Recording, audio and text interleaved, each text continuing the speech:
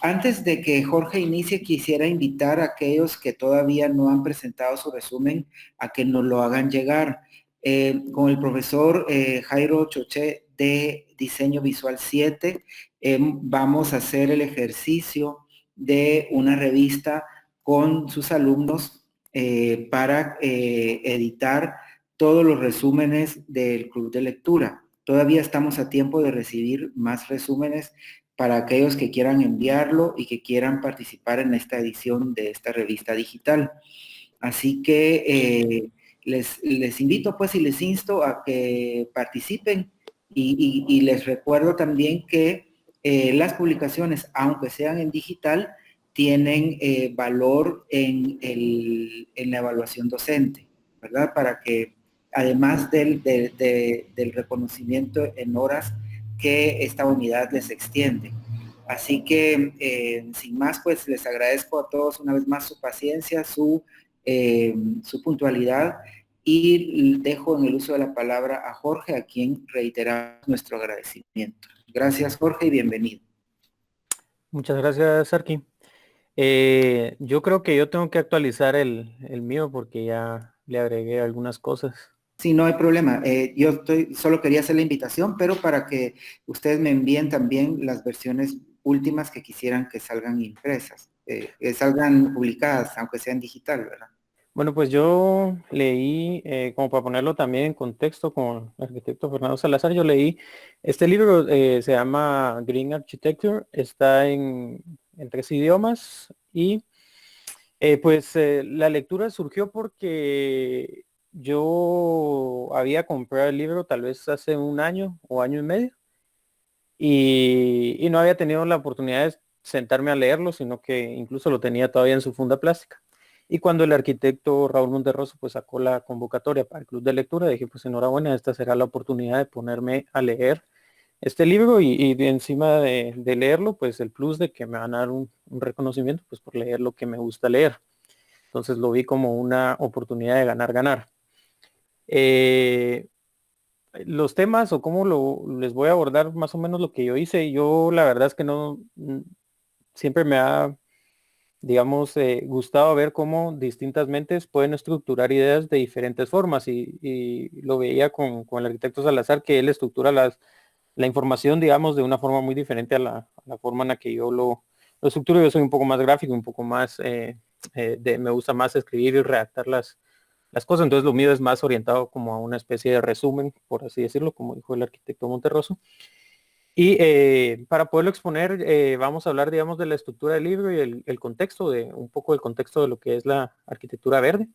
Y yo seleccioné, el libro tiene algo así como entre 150 y 200 proyectos. La verdad es que no tiene un número donde diga cuántos proyectos contiene, pero yo calculo que tiene entre 150 y 200 proyectos que se exponen en el libro, un libro de 619 páginas.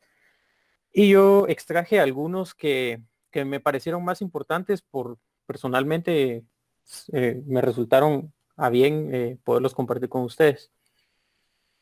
Bueno, entonces la estructura del libro para como generalidad, digamos, la publicación es como les estaba mencionando, un compendio de los mejores ejemplos de la arquitectura ecoeficiente contemporánea y presenta nuevas ideas, nuevas tecnologías y tecnologías antiguas o viejas tecnologías, como ellos lo llaman, y una reinterpretación de las mismas, mejorándolas para aplicarlas, digamos, a las necesidades de los proyectos actuales. Se explica cómo aplicaron, digamos, los criterios y principios ecológicos sostenibles en las edificaciones. Y la idea de este como especie de resumen era poder buscar los mejores ejemplos aplicables a nuestra realidad, digamos, o algunos proyectos que podamos tener en el campo profesional.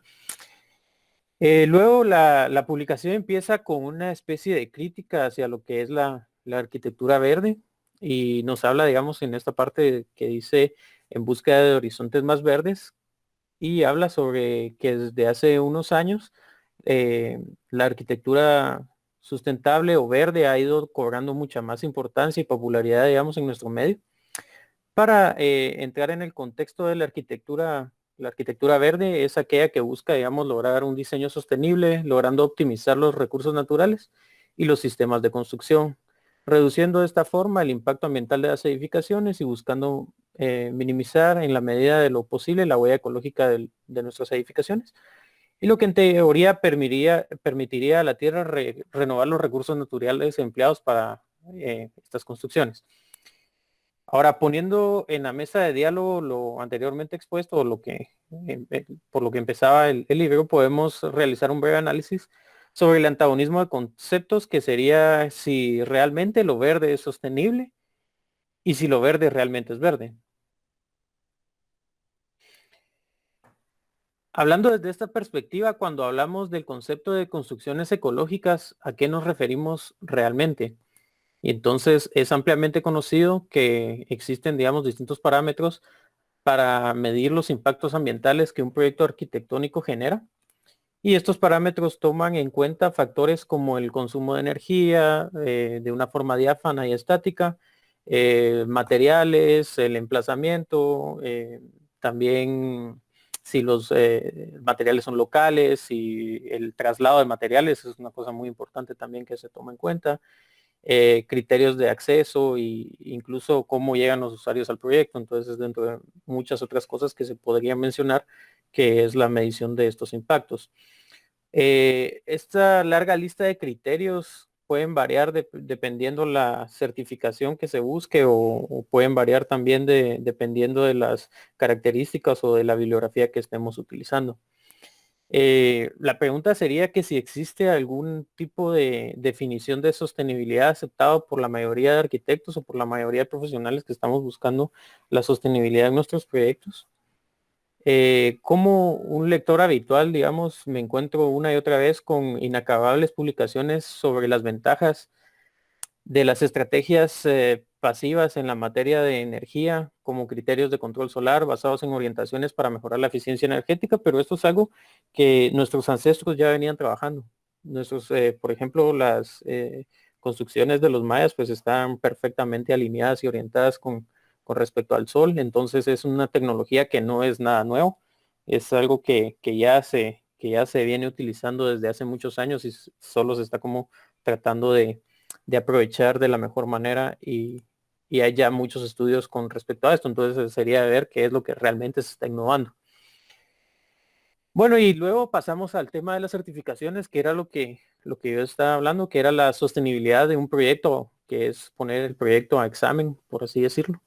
Y que definitivamente una certificación LED Platinum tiene muchos aspectos positivos, aunque debemos mencionar que determinados productos ecológicos no han sido objeto de estudios formales y muy probablemente nunca lo vayan a hacer, debido a que hay muchos intereses monetarios de por medio. Entonces no se va a lograr, digamos, generar si realmente, digamos, alguna tecnología o algún producto ecológico, entre paréntesis, es realmente ecológico. Entonces es lo que se cuestiona, digamos, en esta parte. Bueno, y que pese a la complejidad del sistema ponderado que nos ofrecen las distintas entidades de certificación, eh, habría que también ver si realmente es lo adecuado, porque hay mucha subjetividad, digamos, en cuanto a la evaluación de algunos de los elementos. Y sin embargo, pese a todos estos peros, el sistema LED se ha abierto camino y hasta hoy por hoy es uno de los sistemas conocidos mundialmente por certificar, digamos, productos ambientales.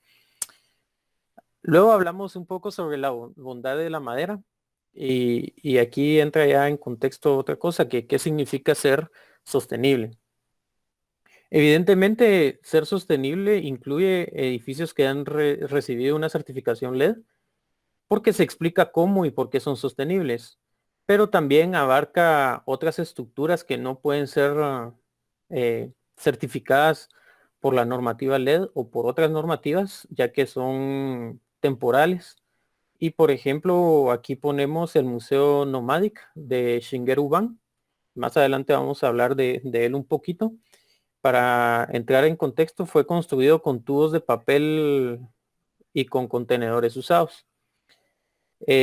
Digamos, en materia de impacto ambiental, este proyecto no pudo haber tenido un impacto muy elevado, digamos, en el medio ambiente, ya que todos los materiales empleados fueron reutilizados y reciclados. Pero sin embargo, ningún sistema de evaluación lo puede certificar por el mismo tema de que es una instalación temporal. Entonces las instalaciones temporales no están contempladas, digamos, en los sistemas de certificación verde. Y sabemos definitivamente que la madera y la tierra compactada representan un problema para el medio ambiente. La tala sin control definitivamente va a representar un problema y los movimientos de tierra también pueden representar un problema. Entonces, la idea es que y en este campo también existen sistemas de evaluación como lo es la certificación de gestión forestal. Actualmente en nuestro país hay alguna iniciativa sobre este tipo de evaluación, pero no al nivel que otros países ya la están manejando.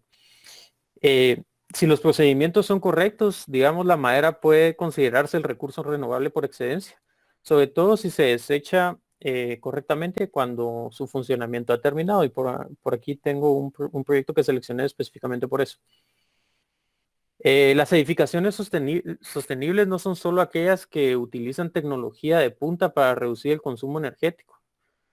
Son estructuras e incluso espacios que participan en el equilibrio de las cosas, un equilibrio que el crecimiento desenfrenado ha perdido de vista en muchos sitios. Se ha demostrado en azoteas y muros elegantemente ajardinados donde la naturaleza puede encontrar un sitio incluso en entornos altamente urbanizados. Y también traté de encontrar un ejemplo sobre esto y por ahí vamos a hablar de esto. Es importante, digamos, mirar hacia atrás de dónde venimos. Entonces, pues supongo aquí una foto de Tikal.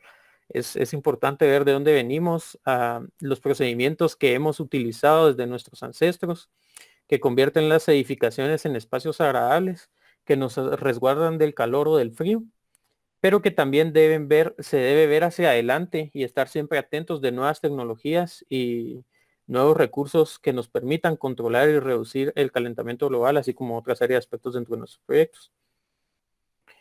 También debemos ver hacia arriba, hacia el cielo y hacia el sol. Eso lo pongo como una, eh, por así decirlo, como una referencia hacia lo que es la energía solar y a la energía eólica.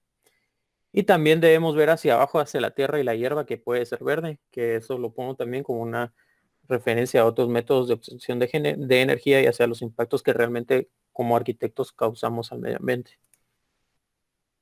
Bueno, ahora vamos a entrar de lleno. Seleccioné 7 proyectos.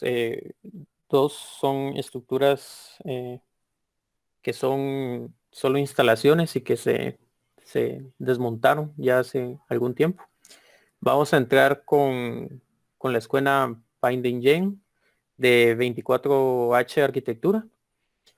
Es una guardería y una escuela de educación. Tiene una capacidad para 375 alumnos. De la parte de lo que es el diseño, se inspira en la forma de un helecho, un cuerno de alce tropical de la zona. Podemos ver que es una forma muy orgánica la que tiene. La idea de la edificación fue que se mezclara con el entorno, que no se percibiera. Toda la edificación está hecha con tierra del lugar, tierra compactada.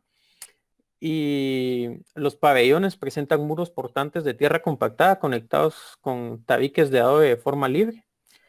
Toda la superficie del proyecto es de tierra compactada, incluyendo los parqueos, caminamientos y algunas otras son ya de esto de arcilla, ¿verdad? De baldosas. Y la cubierta de la estructura es de bambú, con columnas compuestas por cañas aisladas o agrupadas, como podemos ver en las imágenes. Y todos los materiales se obtuvieron de la zona y la huella de carbono de esta edificación va a ser una décima en proyectos de similares dimensiones. Me llamó la atención porque el bambú es una cosa que por ahí se está explotando en el país y ver esto que también son diseños poco construibles con otro tipo de tecnologías y ver cómo se aborda, digamos, una tecnología que prácticamente está siendo olvidada por nosotros, que son las tecnologías del el adobe y la parte esta de la arquitectura vernácula. Ahora vamos a hablar también sobre una casa en la montaña. Esta casa es una vivienda para 8 personas. Sobre el diseño parece sacado del paisaje circundante con es una escultura de hormigón a un lado de la carretera que atraviesa 2 montes. La estructura se abre hacia el bosque y la sintonía que se genera es la de una imagen invernal. Entonces podemos ver, digamos, en la primera imagen cómo las ventanas se abren hacia el bosque y hacia la carretera, pues prácticamente estamos cerrados. Esto también corresponde a los vientos predominantes de la zona. De la parte de la construcción, los muros y la cubierta son de hormigón y los pisos son de abeto local. Se reciclan todos los interruptores, luminarias, sillas y artefactos. Carece totalmente de tecnología por un esfuerzo de distanciarse de la ciudad. Y la cabaña, había una cabaña en este sitio y esa cabaña se utilizó como formaleta para la construcción. Como podemos ver en la imagen donde están aquí las sillas, a la derecha podemos ver todavía cómo incluso se dejaron las ventanas y quedan fundidas, digamos, en el lugar como se utilizó de formaleta, queda ya, digamos, la imagen de lo que existía antes. Entonces la idea era dejar una imagen de lo que existía antes, una imagen de lo que hay hoy. Toda la madera también es, digamos, que se utilizó de abeto local, pero es reciclada. Los muebles todos son reciclados de proyectos, las luminarias, interruptores. Es algo que en la oficina que tenemos con papá, tratamos siempre siempre hay proyectos donde el cliente quiere renovar o cambiar cosas que no es que estén en mal estado, simplemente porque visualmente quiere darle un toque nuevo a las cosas, pues no significa que esas cosas dejen de funcionar, entonces nosotros siempre tratamos de guardarlas y por ahí hemos hecho algún par de proyectos interesantes donde hemos utilizado todas estas cosas que se van acumulando en la bodega. También es interesante cómo los arquitectos aquí dejan previstas instalaciones futuras, como pueden ver en la imagen donde está esta chimenea, podemos ver en la parte de arriba estos pines amarillos que son para instalaciones eléctricas o instalaciones hidráulicas que puedan, digamos, llegar a necesitarse en el futuro. Entonces le da cierta flexibilidad, digamos, también al espacio para que el espacio a través del tiempo siga siendo válido, por así decirlo. Luego seleccioné, esto me llamó la atención, es un hospital, Hospital del Ángel. Es un hospital general, tiene una capacidad de 680 camas. El diseño es considerado el primer hospital general ecológico del mundo. Posee un vestíbulo de ingreso de 200 metros de ancho por 30 metros de alto, digamos, en la parte del vestíbulo. Y fue concebido como un jardín invernal. La mitad de los pacientes dispone de vistas hacia el jardín interno que podemos ver ahí. Y la otra, digamos, la otra mitad de pacientes tienen jardineras en la parte de las ventanas, tratando, digamos, de generar cierta estética visual. También este jardín es visible desde todos los ejes de circulación y todos los vestíbulos de los distintos niveles. La construcción del edificio realmente es una planta básica rectangular, pero las fachadas en pendiente le dan, digamos, esa característica visual o esa parte, digamos, acogedora, a pesar de que los 30 metros de altura es una escala prácticamente aplastante en la parte interior. Es bastante abrumante, digamos, estar dentro del proyecto. Y esta inclinación hace, digamos, que sea psicológicamente agradable estar dentro de la edificación. Y también, digamos, los elementos, estos elementos verdes, estos jardines, también le dan, digamos, cierta reducción a esa escala. Eh, Me gusta mucho, digamos, la idea de que hayan diseñado este hospital, porque normalmente cuando nosotros visitamos hospitales son así como muy tétricos, o sea, nadie está muy emocionado de ir al hospital, ni mucho menos de estar, visitar a alguien al hospital, y mucho menos de estar interno, digamos, en un hospital. Y como estamos en esto de la pandemia, también ver cómo realmente se están diseñando hospitales, si es que se están diseñando, o se están usando instalaciones realmente que no estaban diseñadas para eso, para hacer hospitales, y, y ver cómo realmente si nosotros como arquitectos podemos llegar a este tipo de planteamientos donde se le da cierta importancia al valor psicológico que tiene una buena visual, digamos, desde una habitación cuando uno está enfermo. O sea, tal vez es algo que se puede, digamos, llegar a apreciar dentro del diseño. Entonces es como también para ver, poner en perspectiva si realmente es bueno o no es bueno generar este tipo de ambientes un poco más agradables para las personas enfermas. Luego, como les había platicado que teníamos el museo del principio, que no lo podían, digamos, certificar porque fue una una edificación solo un tiempo muy limitado. Es de este arquitecto Shigeru Ban. Él ya ganó el premio Pixar de la arquitectura. Y tiene estos dos museos. El primero se llama Paper Trainer Museum, que es literalmente como su nombre lo dice, es de papel y de contenedores. El diseño está compuesto por una estructura rectangular porticada de contenedores de 10 metros de altura y una galería de papel semicircular que encierra un patio interior con una forma de arco. La composición albergó áreas de exposición, oficinas y bodegas, ya que se utilizó para celebrar el 30 aniversario de una editorial que se llama Design House de Corea, si no estoy mal. Em, el uso, digamos, alternado de contenedores crea vacíos regulares en la fachada, lo que permite, digamos, crear esa sensación de textura, profundidad. Mientras que la arcada de tubos de papel frente a la estructura aporta, digamos, también una mayor profundidad a ese diseño de los contenedores. Se usaron mantas impermeables para poder generar las cubiertas y que no penetrara, digamos, la lluvia por si caía rizada también, para evitar, digamos, cualquier tipo de que se mojara los productos que teníamos también en bodega, que en este caso era papel.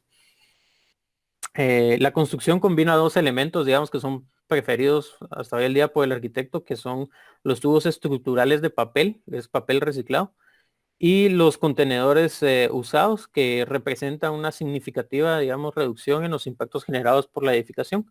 Las columnas de tubos de papel, solo para que tengan una idea, tienen 75 centímetros de diámetro y las vigas tienen 30 centímetros de diámetro y usan estas uniones como las que vemos en las estructuras de bambú para articular, digamos, la estructura y la unión de estructura en sus puntos. Luego tenemos este museo que era el que les dije que no se podía eh, certificar porque realmente estuvo solo desde el 5 de marzo hasta el 6 de junio del 2005 en Nueva York. Después de eso se mudó a otros lugares, no con los mismos materiales, sino que la idea es no transportar materiales. Estos materiales se desarmó y pues siguieron siendo contenedores y el papel pues se volvió a reciclar. Pero toda la edificación, digamos, no tuvo, digamos, mucho impacto negativo en cuanto al medio ambiente. La estructura tenía 4.180 metros cuadrados. Fue concebida para exponer una exposición que se llama Ashes and Snow. No sé si alguien tuvo la oportunidad de verla. Es del canadiense Gregory Colbert. Trataba básicamente sobre la relación entre animales y los seres humanos.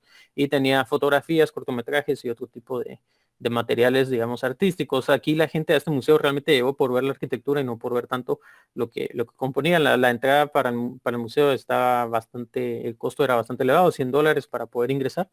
Entonces era así un valor significativo, por así decirlo.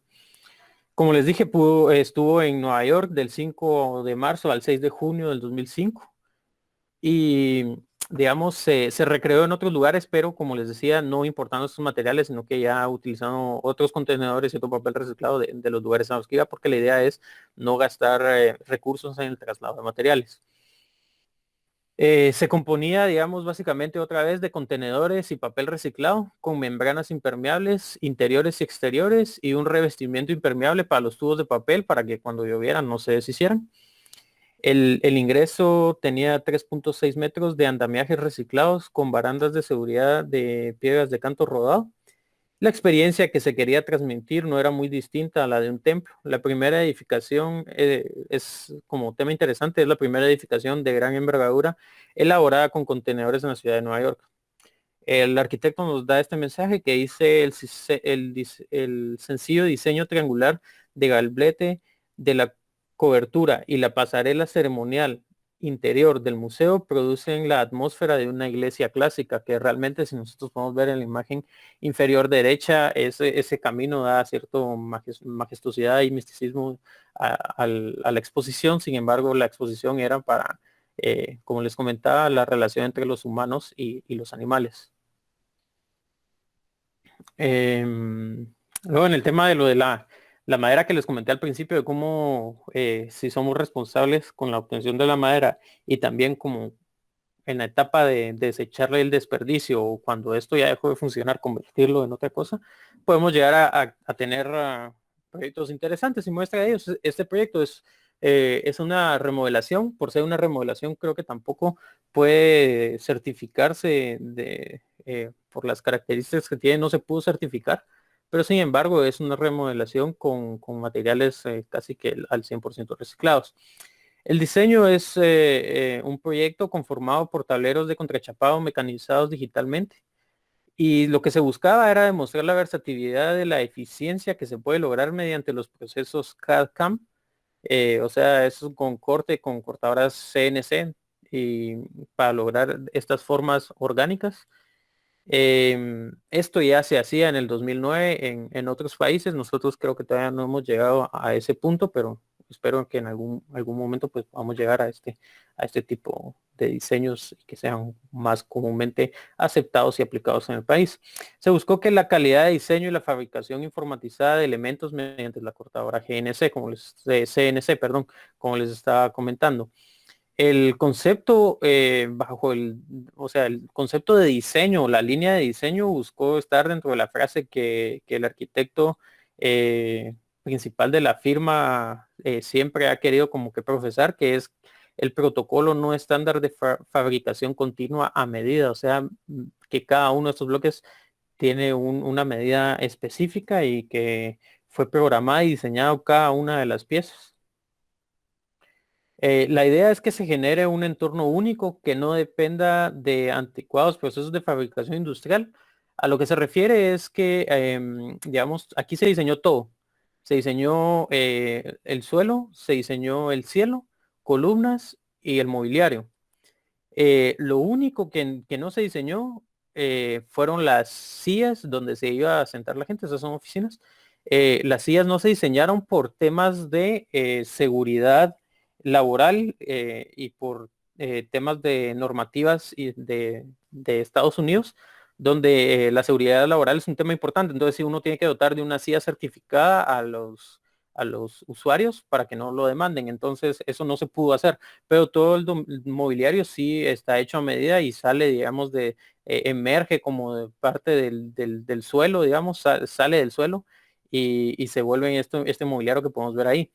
Em, Luego, el material del proyecto asume un rol, digamos, en la agenda medioambiental al ser utilizada materia prima sostenible certificada, que era un poco lo que les hablaba de la certificación forestal, y capaz de absorber carbono porque es abeto tratado de forma controlada. Eh, Definitivamente el corte con CNC deja bastante desperdicio en las planchas, bastante desperdicio, pero la idea fue que se consiguió la mitad del proyecto, luego se mandó el desperdicio a reciclar y se volvieron a fabricar láminas de contrachapado del desperdicio. Se siguió haciendo el proyecto y al final igual siempre con todo el sobrante se volvió a generar nuevas planchas de contrachapado con el sobrante. Entonces todo el sobrante fue reciclado, digamos, y reutilizado. Eso es lo que podemos hacer, digamos, con el desperdicio. Yo me he encontrado, digamos, con ciertas limitantes, porque, por ejemplo, en otros países el desperdicio que generan, y no me dejarán mentir los que construyen, que el desperdicio que se genera cuando estamos, por ejemplo, en la etapa de ventanerías, que siempre el corte, digamos, siempre nos genera algún tipo de desperdicio en cuanto a vidrio.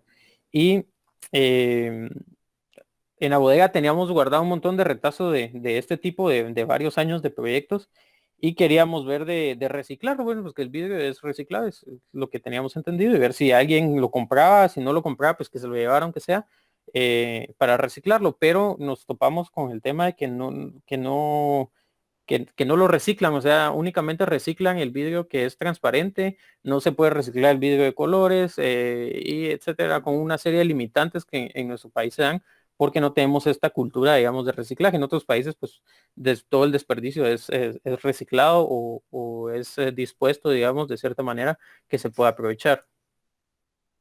Em, Luego hablando en materia de las áreas verdes ajardinadas en espacios altamente construidos o desnificados, tenemos el jardín urbano. Este está ubicado en el distrito central de Beirut Para ponerlos en contexto, Beirut tuvo 50 años de guerra civil. em, y digamos, este parque está en un área de bastante conflicto. Por ahí, si ustedes lo buscan en el Google, pueden encontrar imágenes de antes donde están las edificaciones con, con agujeros de bala y algunas otras cosas. Em, en el tiempo, este parque era mucho más interesante y tenía muchas más especies vegetales, pero sin embargo, solo dos ficus, ellos ponen inexplicablemente sobrevivieron la violencia que asolaba la capital por años, ¿verdad? Que son 50 años de guerra civil. Pero ahí ponen inexplicablemente, pero los que tengan ficus saben que los ficus resisten prácticamente a cualquier cosa y son una especie muy agradecida, por así decirlo, que también es bastante invasiva. Y por eso pues lograron sobrevivir. Entonces el diseño se basó en estos dos grandes árboles. Se utilizaron, luego ya de la guerra civil se decidió, digamos, volver a retomar la imagen de la capital, reconstruir y todo esto.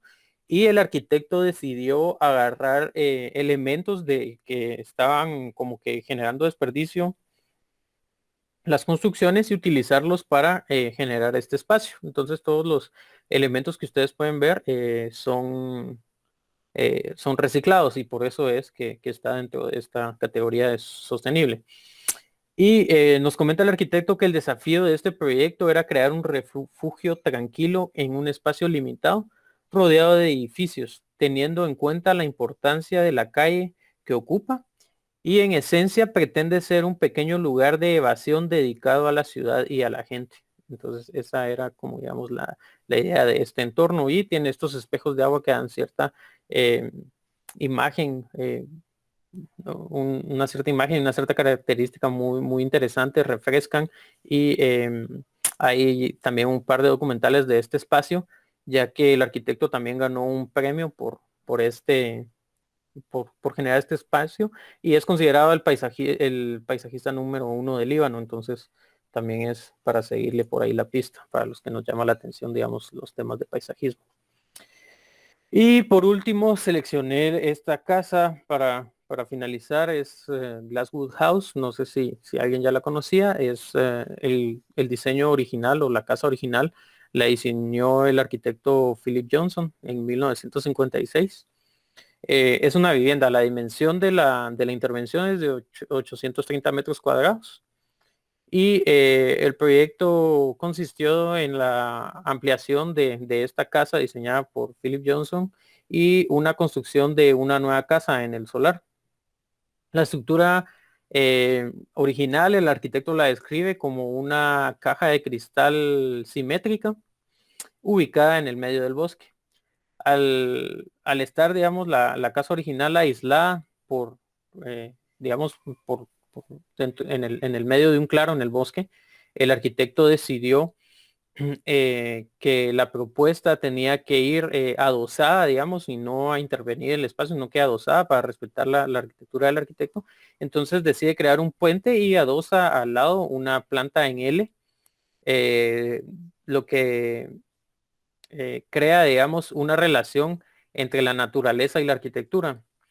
Eh, la estructura nueva fue elaborada, digamos, con soportes de acero liso y una cubierta de madera también del lugar y lo demás era vidrio, provocando, el arquitecto menciona lo siguiente, dice, provocamos un gran cambio en el edificio existente, precediendo de la simetría, al colocar definitivamente la forma en L, y cubriendo al exterior con tablillas de madera, de modo que la arquitectura ganara más intimidad. O sea, aquí otra vez caemos al tema este siempre de que quienes sí podemos o quienes no podemos vivir en una caja de cristal. Es como realmente esta caja de cristal, esta arquitectura tan diáfana, es psicológicamente posible vivir en un espacio así. Pues otra vez el dueño aquí pues decide que había que generar, digamos, cierta intimidad en el proyecto. Entonces tratan de generar esa intimidad con estos paneles de madera Y el resultado es la creación de una especie de intimidad o leve transparencia que sustituye la transparencia aislada concebida en la década de los 50. Entonces, como que para revalidar esto que les estaba comentando. La estructura no genera muchos impactos, de hecho la cimentación es casi nula porque son zapatas que lo que se utilizó para la cimentación fueron pilares eh, aislados, o sea, se piloteó, digamos, esa parte. Y si ustedes se dan cuenta, también se levanta del suelo la nueva construcción para respetar, digamos, esa parte de la permeabilidad del proyecto. Yo por ahí dejaría, de eso se trataba la lectura que estuve haciendo. Obviamente había muchos más proyectos, yo decidí estos porque me parecieron interesantes, fueron los que más me gustaron realmente. Habían otros proyectos también estaba Jean Nouvel, eh, incluso había un par de intervenciones a cosas de Frank Lloyd Wright y otra serie de arquitectos famosos y que han ganado bastantes premios. Pero sin embargo yo decidí estos otros arquitectos que no son muy conocidos, pero me pareció que digamos sus intervenciones se acomodan a cosas que yo he ido haciendo en oficina y cosas que podríamos hacer o que podríamos retomar. No sé si alguien tuviera algún comentario final o que quisiéramos platicar de algo ahí para verlo del Muchas gracias. diálogo. Pero creo Muchas que ya gracias. estamos en tiempo. Muchas gracias, Jorge. Tenemos unos minutos todavía. De verdad que le agradezco mucho por haber elegido esta publicación. La verdad que está vigente a pesar de que ya tiene un par de años. Yo tuve la oportunidad junto a Karin Cheu en el 2003 de estar en Mundaneum. Mundaneum es un congreso, un encuentro de arquitectos que organizó inicialmente Le Corbusier allá por los años 30 y luego el arquitecto Álvaro Rojas de Costa Rica lo retomó en los años 2000. Y en esa oportunidad precisamente invitó a James Wines a presentar este libro. Y me recuerdo que tuvimos la oportunidad con Karin de platicar un rato con él. De hecho, yo tengo el privilegio de tener ese libro autografiado por el mismo James Wines. Me parece realmente totalmente vigente y sobre todo la vigencia de esa reflexión que él hace en cuanto a lo que realmente consideramos como sostenible. Yo coincido plenamente con esa postura y también con lo que usted planteaba. Hay dos cuestiones que yo tal vez llamaría a la reflexión y a que tuviésemos una postura crítica, como la cual invita James Wines en su libro, en cuanto a aquellas arquitecturas que son certificadas, por ejemplo, por algunas agencias de certificación como LED, que están ligadas a que el arquitecto o el diseñador compre específicamente algunos productos y no tanto a la utilización, como usted muy bien explicaba, de saberes populares, de tradiciones constructivas que tienen ya miles de años de utilizarse, ¿verdad? En las distintas latitudes del mundo, que esas generalmente no son tomadas en cuenta porque obviamente no entran dentro de esa lógica de consumo de materiales específicos que garantizan una cierta acreditación, ¿verdad? Y sobre todo ahora el Green Building Council, el Consejo de la Construcción Verde, tiene distintas categorías, que sello dorado, que platino, que no sé qué, y es en función de los materiales que se compran. Yo pienso que en ese sentido, por lo menos en la facultad se ha trabajado en el MIEB y es un modelo de evaluación que verdaderamente no está vinculado a que se compre uno u otro producto constructivo y además también es un modelo que se enfoca más hacia la aplicación de principios y conceptos de arquitectura bioclimática, ¿verdad? En la cual se pueden aprovechar las condicionantes locales en cuanto a tecnología, construcción y clima, ¿verdad? Y aprovecharla para lograr mejores resultados, sobre todo ahora después de la pandemia, en donde se están cuestionando ya el uso de sistemas artificiales de climatización y mucho más en un clima tan benigno como el nuestro, ¿verdad? Y por último, yo quisiera nada más hacer otra anotación que coincido totalmente con usted también. Lo que pasa es que aquí también a veces los conceptos están confundidos y utilizar la madera para construcción no debería de estar mal aquí en Guatemala, siempre y cuando provenga de un bosque manejado. De hecho, el origen etimológico de nuestro país es precisamente tierra de árboles y precisamente ese debiese de ser el principal recurso de construcción, es decir, que vengan de una producción con un manejo adecuado de esos recursos en el cual garantice que haya sustitución y no solo extracción sin volver a cultivar esos bosques que permitan realmente que se genere pues una dinámica no solo económica, sino que ambientalmente sostenible y que impacte en algunos aspectos sociales, por ejemplo, en la generación de vivienda, ¿verdad?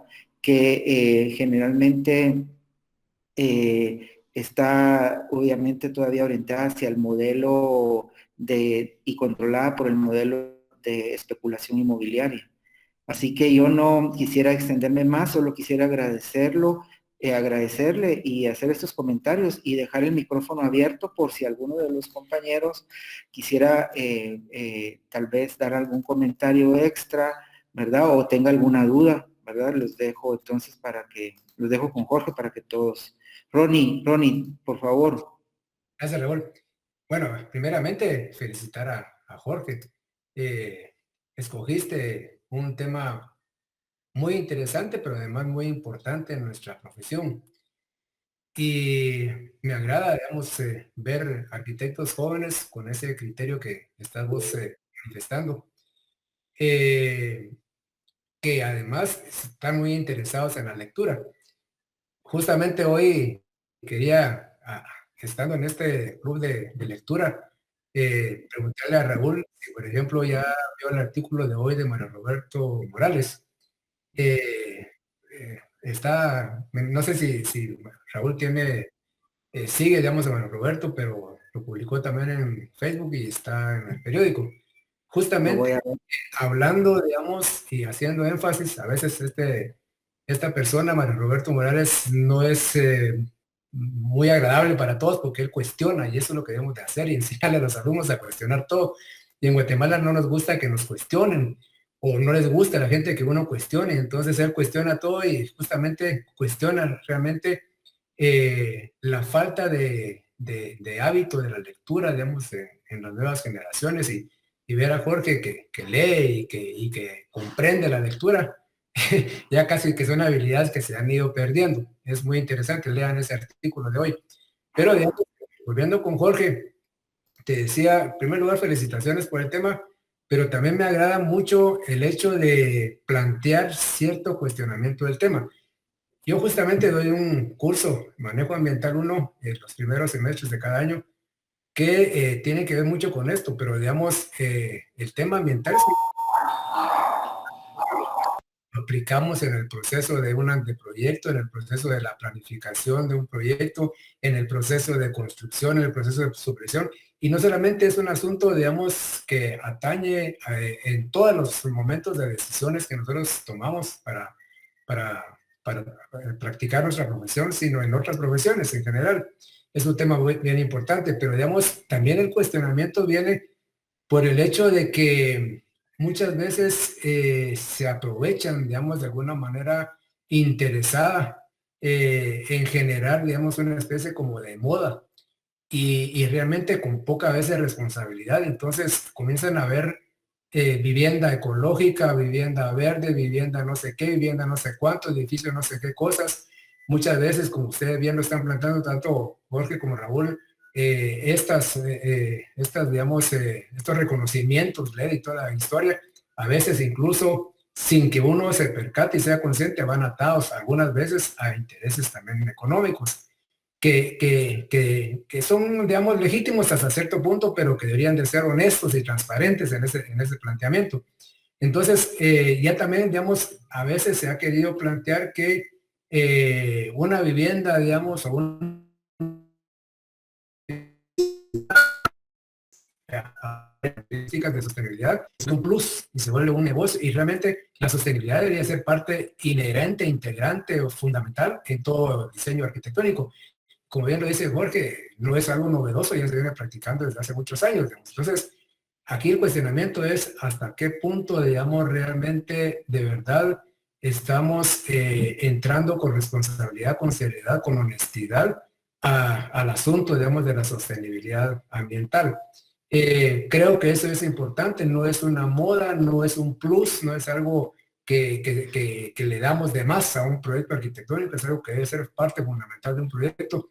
Y solamente para terminar, o sea, el cuestionamiento está bueno, Jorge, te felicito, pero además hay que también nosotros con los alumnos, con los compañeros alumnos con los cuales compartimos y participamos, tratar de influir en el sentido de que ellos abran bastante más su concepto de que no solamente es el edificio, el proyecto arquitectónico el que debe, digamos, garantizar en la vida y en la vitalidad de las personas lo que es la sostenibilidad, sino que, digamos, también viene muy, digamos, condicionado en alguna medida con la, digamos, concepción que se haga del ordenamiento de la ciudad, la planificación de la ciudad, digamos, ya muchas veces está condicionando la posible o no sostenibilidad de un proyecto arquitectónico. Entonces, digamos, el asunto para los arquitectos no solamente se circunscribe al edificio en sí, que puede tener muchas características, pero digamos que puede ser que no esté, digamos, en un entorno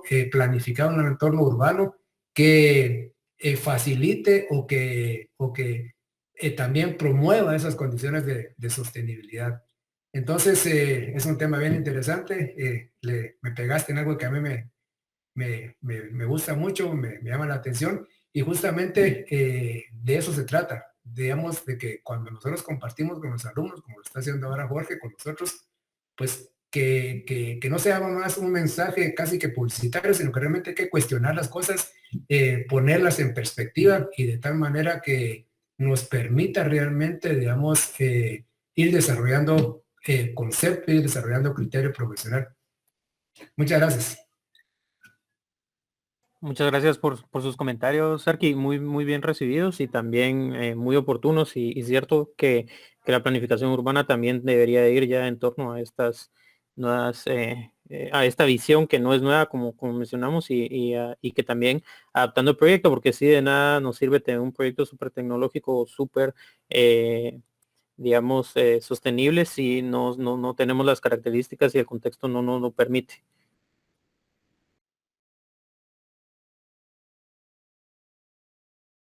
Así es, tenemos todavía un par de minutos más para mí, por si alguien quiere hacer algún otro comentario o quisiera expresar alguna duda. Les recuerdo que Sofía ya puso en el chat el link de asistencia para que vayan llenando su asistencia también. Pero les invito a comentar, a que dialoguemos, a que aprovechemos la presencia de Jorge y el esfuerzo que él ha hecho y que ha dedicado para resumirnos este importante interesante libro. A mí me llama mucho la atención la normativa de seguridad que mencionaba al principio, arquitecto, y cómo eso también influye en el diseño y en el hecho de que algunos arquitectos quieren ir más allá y diseñar también parte del mobiliario, pero en algunos países, como usted mencionaba, en Estados Unidos, para evitar demandas y cuestiones legales, hay que utilizar cierto mobiliario ya estandarizado. No sé cómo está la normativa en otros países, pero me pareció muy interesante porque también tiene mucho que ver esto del factor de riesgo. El semestre pasado concluíamos con un curso que hablaba precisamente de eso y cómo también va involucrado con todos los temas que tienen que ver con la prevención de desastres, el medio ambiente, y es muy interesante relacionar todo eso. Sí, Axel, la verdad es que es un tema bien interesante. Realmente en Guatemala la normativa de esta de seguridad laboral bueno, como todas el resto de normativas no están muy bien planteadas y elaboradas, pero en algunos lugares ya se emplean, digamos, estas normativas internacionales aplicadas, digamos, a algunos entornos laborales. Por ejemplo, mi hermana trabaja en un banco y por el tema de la pandemia tuvieron que, digamos, pasarse a trabajo en casa. Pero ellos rápidamente lo primero que hicieron fue revisar si realmente las personas tenían las condiciones en sus casas para poder trabajar, o sea, trabajar desde casa, tener un sitio tranquilo, tener una buena conexión, tener una silla, tener una mesa, que nosotros lo vemos como básico porque como diseñadores tenemos que ese es como parte de cajón de tener un espacio para trabajar, pero muchas veces muchas personas, incluso nuestros alumnos, no tienen estos espacios dentro de sus viviendas o dentro de sus lugares de trabajo, ¿verdad? Entonces que sí es bastante interesante ver estas normativas de seguridad laboral. Sí, en algunos casos es incluso, aparte de la seguridad, está vinculada mucho, por lo que decía XL, el tema del riesgo. Y en Italia, por ejemplo, se mide incluso el riesgo psicológico de cómo el mobiliario incide en el comportamiento de las personas, ¿verdad? Y puede ocasionar algún riesgo a la salud, sobre todo.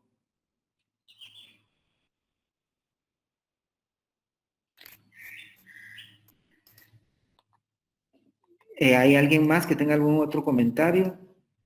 Si no, pues en nombre de las direcciones de escuela, de arquitectura y de diseño gráfico y en el nombre de innovación y educación docente, pues le agradecemos, Jorge, de verdad, este esfuerzo, como decía hace un momento, que usted ha hecho y que comparte ahora con nosotros, es importantísimo también, ¿verdad? Porque hay muchas personas que hacen el esfuerzo y se lo guardan para sí. En este caso, además de reconocer su dedicación y su interés por la lectura, también reconocemos ese desinterés por no guardarse para sí el conocimiento, sino que compartirlo con todos nosotros. Así que le agradecemos y lo instamos a que siga, pues sobre esta misma línea. También quisiéramos invitar, como hicimos al principio, a aquellas personas que todavía quisieran participar. Les recuerdo que este es un programa abierto, no tiene fecha límite. Constantemente pueden ustedes enviar cuando así lo consideren sus resúmenes. En esta oportunidad, como les decía al principio, vamos a hacer una revista digital con los estudiantes de Diseño Visual 7 del licenciado Jairo Choché, quien está apoyándonos en este proceso y que ya nos ha apoyado en otras iniciativas, como si ustedes se recuerdan, el año pasado celebramos los 100 años de la Bauhaus. Sus estudiantes también colaboraron con nosotros en generando documentos visuales para esa oportunidad. Entonces, les agradecemos de nuevo y los instamos a que quienes todavía quieran participar, pues están siempre a tiempo y que sigamos compartiendo, porque estas actividades pues nos permiten fortalecer los vínculos, no solo de amistad, de compañerismo, y que al mismo tiempo pues permiten también que nosotros nos sintamos en ese ambiente académico que lamentablemente físicamente no podemos estar, pero que socialmente debemos de fomentar a través de estas redes. Así que muchas gracias y les agradecemos su participación y les recordamos firmar la lista de asistencia y que siempre consulten nuestro canal de YouTube también por si tienen alguna duda en algunos otros temas. Esta conferencia, así como las otras, quedarán en este canal.